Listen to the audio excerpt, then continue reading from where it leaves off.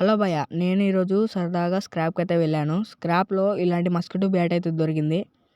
దీంతో ఏదైనా చేద్దాం కదా అని చెప్పి మన స్టూడియోకి అయితే తీసుకొచ్చా. దీనికి ఉన్న స్క్రూస్ అయితే రిమూవ్ చేశా. దీని లోపల నాకు ఒక మదర్ బోర్డ్ అలాగే ఒక బ్యాటరీ అయితే కనిపించింది. ఈ బ్యాటరీ వచ్చేసరికి లెడ్ యాసిడ్ బ్యాటరీ. మీరు ఇక్కడ ఈ బ్యాటరీ ప్లేస్లో న్యూ బ్యాటరీ అయితే పెట్టొచ్చు.